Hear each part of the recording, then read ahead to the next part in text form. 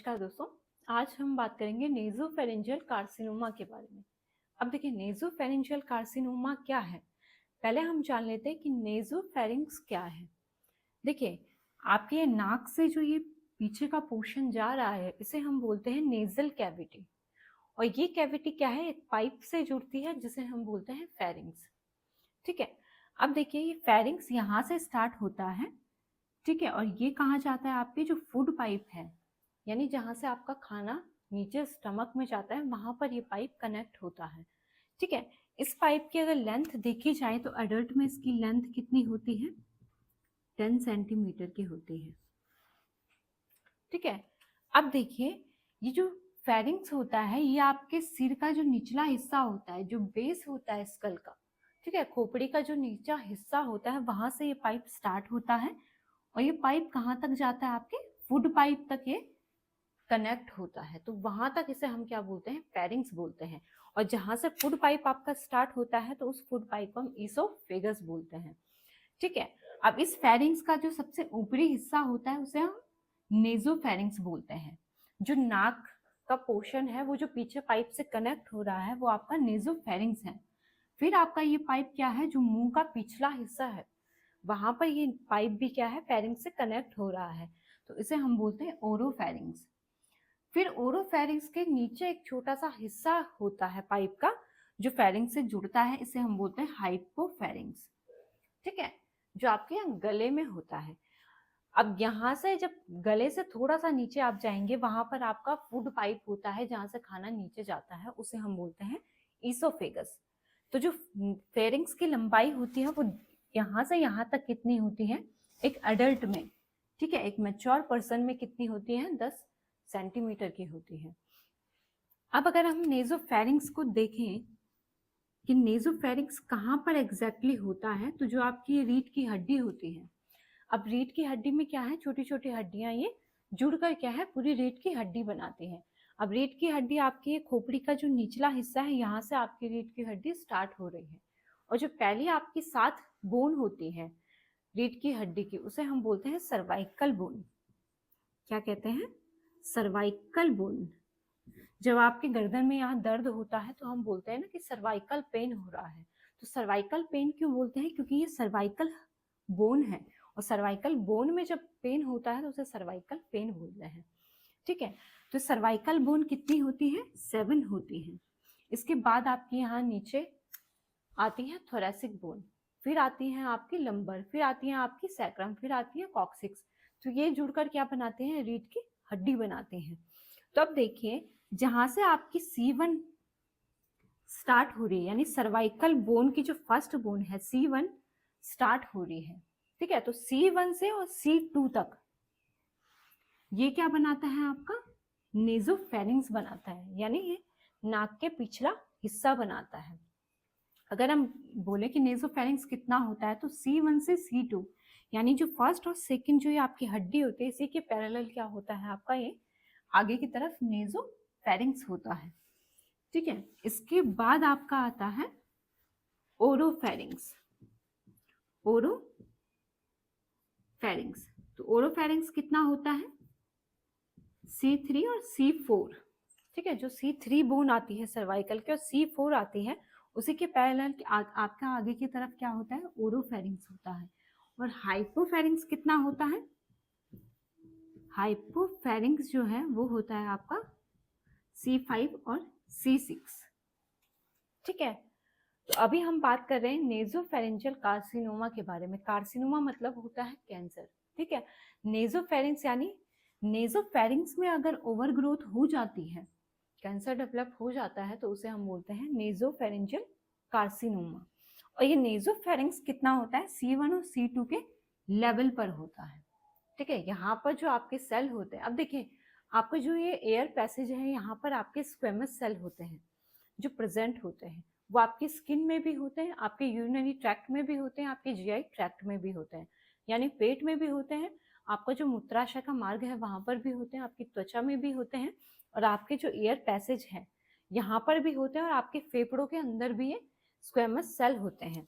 तो ये जो स्क्वेमस सेल होते हैं ये सेल कैसे होते हैं, फ्लैट होते हैं, फ्लैट और थिन होते हैं। फ्लैट होते हैं और थिन होते हैं, और इनमें जब ओवर ग्रोथ हो जाती है, ओवर ग्रोथ अनकंट्रोल होती है, ठीक है, वो डिवाइड होते रहते हैं सेल, ठीक है, अनकंट्रोलेबल स्टेज होती है कि कंटिन्यू अगर डिवाइड हो रहे हैं, ओवर ग्रोथ हो रही है, तो उसे हम बोलते हैं स्क्वेमस सेल कार्सिनोमा, जो कि एक क्या है, नेजोफेरेंजियल कार्सिनोमा है। यानी मोस्ट कॉमन जो स्क्वेमस सेल कार्सिनोमा होता है वो आपका नेजोफेरेंजियल कार्सिनोमा है, क्योंकि ये स्क्वेमस सेल आपके कहाँ होते हैं, नेजोफेरिंग्स में प्रेजेंट होते हैं, और इसमें जब ओवर ग्रोथ हो जाती है तो उसे हम नेजोफेरेंजियल कार्सिनोमा बोलते हैं, ठीक है। अब देखिए, ये जो नेजोफेरेंजियल कार्सिनोमा की प्रॉब्लम होती है, ये मोस्ट कॉमन क्या है, मैन को अफेक्ट करती है, मैन को अफेक्ट करती है, और 4th और 5th डिकेड के जो मैन है, 4th और 5th डिकेड जो होती है, यानी 55 से 60 साल के बाद ये प्रॉब्लम कॉमन देखी गई है, ठीक है। और मैन में एज कंपेयर टू मैन और फीमेल में क्या होती है, मैन को ये प्रॉब्लम ज्यादा अफेक्ट करती है।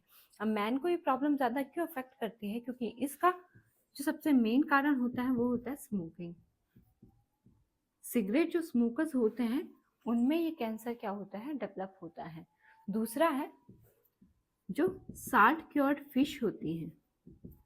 अब साल्ट क्योर्ड फिश का मतलब क्या होता है, देखिए जो वाइट फिश होती है उनमें क्या है, साल्ट लगा के उनको प्रिजर्व किया जाता है लंबे टाइम तक, उन्हें क्या है धूप में सुखाया जाता है, जिससे उनकी क्या है जो मॉइस्टनेस है वो निकल जाती है, ड्राई वो हो जाती है, उन्हें एक लंबे टाइम तक प्रिजर्व किया जाता है और फिर उन्हें क्या है डाइट में शामिल किया जाता है, ठीक है। जो लोग फिश खाते हैं उन्हें क्या है इस चीज का पता होगा।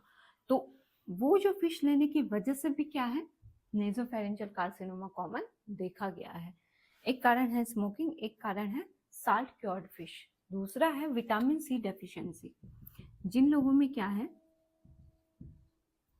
लंबे टाइम तक अगर विटामिन सी की डेफिशिएंसी बनी हुई है जिनकी बॉडी में, उनमें क्या होता है नेजोफेरिंक्स या गले का कैंसर डेवलप होने के चांसेस थोड़ी ज्यादा होते हैं, क्योंकि विटामिन सी क्या करता है कैंसर की ग्रोथ को, ठीक है, ये जो आपका एयर पैसेज है यहाँ क्या करता है कैंसर की ग्रोथ के जो रिस्क होते हैं उनको कम करता है, क्योंकि ये क्या है एंटी ऑक्सीडेंट होता है, ठीक है। तो स्मोकिंग की वजह से भी होता है, साल्ट क्योर्ड फिश की वजह से भी होता है, और विटामिन सी की डेफिशिएंसी जिनमें लंबे टाइम तक होती है उनको ये नेजोफेरेंजियल कार्सिनोमा देखा गया है। वैसे इसके केस जो होते हैं वो रेयर होते हैं, यानी कम लोगों में ये प्रॉब्लम देखी गई है। अब देखिए इसमें होता क्या है, यानी कैसे पता चलेगा कि ये नेजोफेरेंजियल कार्सिनोमा का पेशेंट है, सिम्टम्स क्या आते हैं। देखिए सिम्टम्स की अगर बात की जाए, अगर यहाँ पर अगर ओवर ग्रोथ हो रही है तो ये आपकी क्या है, यहाँ से जब आप नाक से सांस लेते हैं तो ये आपकी पाइप को क्या कर देता है, ब्लॉक कर देता है, जिससे आपको सिम्टम्स क्या आते हैं। अब देखिए नेजल ऑब्स्ट्रक्शन के सिम्टम्स आते हैं, ठीक है, यानी ऐसा लगता है कि नाक बंद हो गई है, सांस ठीक से नहीं जा रही है। दूसरा क्या होता है कि नाक से खून आने के चांसेस भी होते हैं। अब देखिए जब यहाँ पर ओवर ग्रोथ होगी तो ये क्या है प्रेशर डालेगा, आपके जो नाक का पोर्शन है यहाँ पर आसपास की जो हड्डियां हैं मसल्स हैं इन पे क्या करता है प्रेशर डालता है, जिसकी वजह से ब्लीडिंग होने के चांसेस भी हैं। और अगर आपके नाक से क्या है ब्लड आता है तो उसके हम मेडिकल टर्म में क्या बोलते हैं, एपिस्टैक्सिस बोलते हैं। तो नाक से खून भी आता है और नेजल ऑब्स्ट्रक्शन नेजल ब्लॉकेज भी बनता है।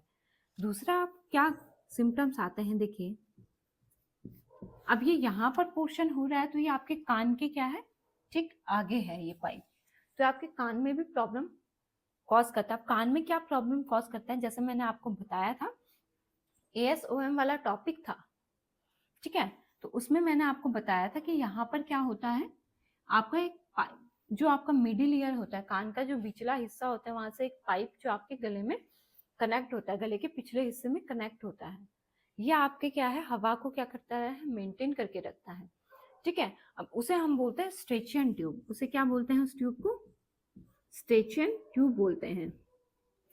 अब यहाँ पर जब कैंसर ग्रोथ हो रही है तो यहाँ पर इन्फेक्शन के चांसेस भी कान में क्या होते हैं ज्यादा होते हैं, तो बार बार क्या होता है ईयर इन्फेक्शन होता है।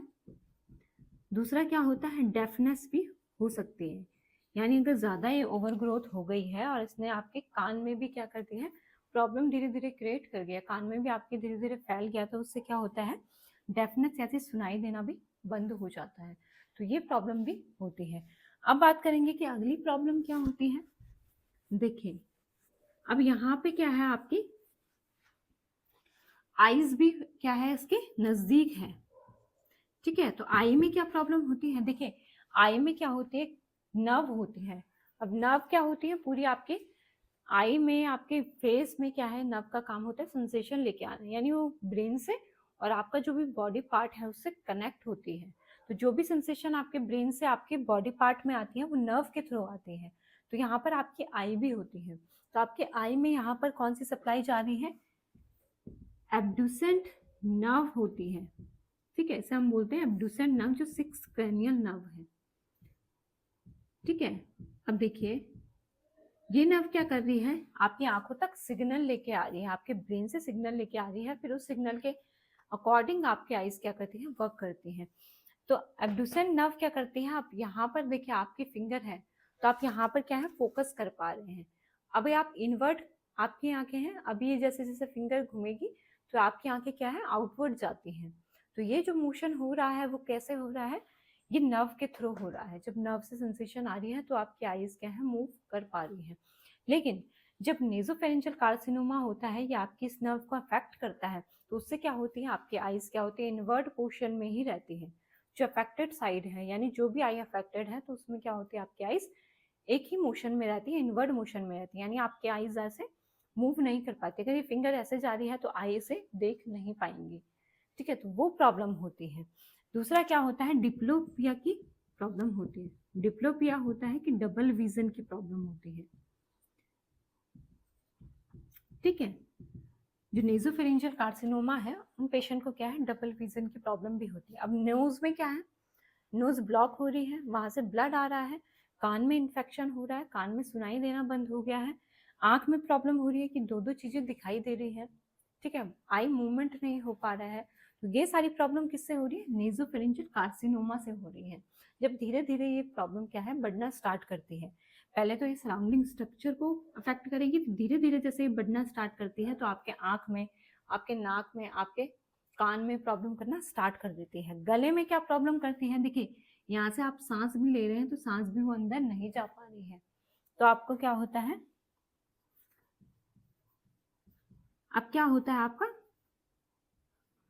नेक पेन भी होता है और स्टिफनेस भी होती है, अकड़न भी आपको फील होती है और नेक पेन भी होता है आपको। ठीक है, तो ये सारे लक्षण क्या है, नेजोफेरेंजियल कार्सिनोमा में दिखाई देते हैं। और देखिए जैसे जैसे ये प्रॉब्लम बढ़ती है, जैसे जैसे कैंसर बढ़ता है, तो ये क्या है, आपके फेफड़ों को भी, आपके लीवर को भी, आपकी हड्डियों को भी, बोन में भी ये धीरे धीरे क्या है, फैलना स्टार्ट कर देता है लिम्फ नोड के थ्रू। अब यहाँ पर आपके क्या होते हैं, जैसा मैंने बताया कि यहाँ से सर्वाइकल बोन आपकी स्टार्ट होती है, तो सर्वाइकल बोन में क्या होते हैं, आपके इधर लिम्फ नोड भी होते हैं। लिम्फ नोड क्या होते हैं, ये लिम्फ नोड जो होते हैं आपकी बॉडी में, ये जाल क्या होता है, फैला हुआ होता है, नसें आपकी ये ऐसी फैली होती हैं और बीच बीच में आपके ये गुच्छे होते हैं जिन्हें हम लिम्फ नोड बोलते हैं, जो आपके यहाँ गर्दन में भी होते हैं, आपके यहाँ एक्जिला में भी होते हैं, आपके थाइस का बीच का जो पोर्शन है, ग्रॉइन रीजन में भी होते हैं, आपके नी के पास भी होते हैं। यहाँ पर आपके वाइट ब्लड सेल होते हैं।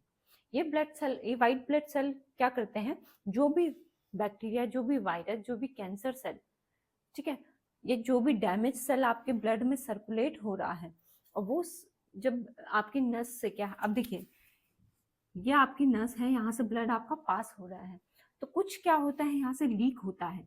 तो जो भी लीकेज यहाँ आपकी नसों से लीक हो रहा है, वो उसको कौन बाहर करता है, आपका लिम्फेटिक सिस्टम बाहर करता है। और लिम्फेटिक सिस्टम के बीच बीच में क्या होते हैं, लिम्फ नोड प्रेजेंट होते हैं, तो वो क्या है, लिम्फ नोड के बीच से भी पास होगा। अब देखिए लिम्फ नोड क्या करते हैं, जो भी कैंसर सेल, जो भी बैक्टीरिया आपके ब्लड में जब आ गया है, जैसे ही फैलना स्टार्ट हुआ था, सबसे पहले आपके ब्लड में एंटर करता है। ब्लड में एंटर करने के बाद ये क्या है, लिम्फेटिक सिस्टम में लीक होना स्टार्ट हो जाता है और लिम्फेटिक सिस्टम से पास होता है, लिम्फ नोड से पास होता है। और जैसे ही लिम्फ नोड से पास होता है, लिम्फ नोड क्या करते हैं, उस बैक्टीरिया को ट्रैप कर लेते हैं और उसे किल करने का काम कर देते हैं, मार देते हैं। ठीक है, तो ऐसे आपकी डिफेंस मैकेनिज्म एक्टिवेट होती है। ठीक है, जब ये लिम्फ नोड इनलार्ज हो जाते हैं, भर जाते हैं ज़्यादा मात्रा में। अगर इन्फेक्शन बढ़ गया है तो धीरे धीरे वो फैलना स्टार्ट हो जाता है। यानी सबसे पहले आपकी बॉडी क्या है, इन्फेक्शन को रोकना स्टार्ट कर देती है। तो ये लिम्फ नोड आपके इन्फेक्शन को, आपके कैंसर सेल को रोकने का काम करते हैं। ठीक है, तो ये आपकी बॉडी के डिफेंस मैकेनिज्म है। तो जैसे जैसे क्या है, यहाँ पर देखिए लिम्फ नोड भी प्रेजेंट होते हैं। तो जब पेशेंट सबसे पहले आता है तो उसके गले में क्या होती है, एक साइड सूजन होती है। नेजोफेरेंजियल कार्सिनोमा का जो पेशेंट आता है वो सबसे पहले क्या है, एक साइड उसकी स्वेलिंग होती है। ठीक है, नाक से खून आता है, सांस लेने में दिक्कत होती है, कान में उसके बार बार इन्फेक्शन होता है, आंखों में प्रॉब्लम होती है, और साथ में क्या है, एक साइड सूजन होती है। ये ज्यादातर नेजोफेरेंजियल कार्सिनोमा के पेशेंट में देखा जाता है। ठीक है, अब देखिए इस प्रॉब्लम को हम कैसे मैनेज करेंगे। जो नेजोफेरेंजियल कार्सिनोमा का पेशेंट है, इसको मैनेज कैसे करेंगे। देखिए, इसके सबसे पहले मैनेजमेंट के लिए आपको क्या करना है, सॉफ्ट डाइट आपको लेनी है, क्योंकि डाइट का एक बहुत बड़ा रोल होता है। ठीक है, आपकी डिजीज में। तो सॉफ्ट डाइट आपको क्यों लेनी है, क्योंकि यहाँ पर ओवर ग्रोथ हो रही है। तो ये आपके क्या है, ये जो पाइप जा रहा है इसको भी अफेक्ट कर रहा है, इस पर भी प्रेशर डाल रहा है। जैसे जैसे ये सेल क्या है, अनकंट्रोल ग्रोथ इनमें होती है, बढ़ना स्टार्ट कर देते हैं, ये आपके पाइप को भी अफेक्ट करते हैं। तो कोई भी डाइट आपको क्या है, सॉफ्ट लेनी है, जो इजिली आपके पाइप से चला जाए और आपको इजिली क्या है वो डाइजेस्ट हो जाए। दूसरा आपको क्या करना है, स्मोकिंग को अवॉइड करना है। स्मोकिंग एक बहुत बड़ा फैक्टर है जो कैंसर की ग्रोथ को या ट्यूमर की ग्रोथ को बढ़ाता है। तो जो लोग क्या है सिगरेट पीते हैं या उनको ऐसे कोई सिम्टम्स आते हैं, उनको तुरंत क्या करना है, स्मोकिंग को अवॉइड करना है। दूसरा उन्हें क्या करना है, विटामिन सी को डाइट में क्या करना है, शामिल करना है, क्योंकि विटामिन सी क्या होता है, एंटीऑक्सीडेंट होता है। ये क्या करता है, कैंसर की ग्रोथ को क्या है, इनिबिट करता है, रोकता है। तो विटामिन सी, जो गले का कोई भी अगर प्रॉब्लम है तो विटामिन सी का क्या है, उन्हें अपनी डाइट में क्या है, विटामिन सी जरूर लेना है, जिससे आपके कैंसर की ग्रोथ कम हो जाए। ठीक है, अगला क्या है, स्टे हाइड्रेटेड, यानी आपको क्या है, पानी थोड़ा थोड़ा देर में क्या है, पीते रहना है। अब पानी क्यों पीना है, देखिए जब यहाँ पर क्या है आपका मुंह सूखता है, तो उससे क्या होता है, जब डिहाइड्रेशन की प्रॉब्लम होती है, मुंह सूखता है, तो उससे कैंसर की ग्रोथ क्या है और बढ़ती है। इस वजह से क्या है, ऐसा रखना है कि आपका जो मुंह है वो गीला रहे। तो थोड़ी थोड़ी देर में आपने क्या करना है, पानी का सिप क्या है, लेते रहना है। अब आपको और क्या करना है, जैसे ही कोई खाना आप बनाते हैं, ठीक है, तो मास्क का यूज करना है, ताकि कोई भी स्मेल, कोई भी स्टीम क्या है आपके तुरंत क्या है मुंह में या नाक में ना जाए। क्योंकि नेजोफेरेंजियल कार्सिनोमा का जो पेशेंट है, उसके मुंह में या उसके नाक में अगर खाने की स्मेल जाती है, स्टीम जाती है, तो उससे क्या है, उसकी प्रॉब्लम और बढ़ जाती है, उसके कैंसर की ग्रोथ को और क्या है, प्रॉब्लम हो जाती है। तो कोई भी अगर आपको नेजोफेरेंजियल कार्सिनोमा का पेशेंट दिखता है या किसी को भी ये प्रॉब्लम है, तो उसको क्या है, मास्क का यूज करना है, नौशिया को अवॉइड करना है। तो सॉफ्ट डाइट लेनी है, स्मोकिंग को अवॉइड करना है, विटामिन सी को डाइट में शामिल करना है, पानी का सिप आपको लेते रहना है, और मास्क का आपको यूज करना है। तो अपनी डाइट को हेल्दी रखिए और अपना ध्यान रखिए।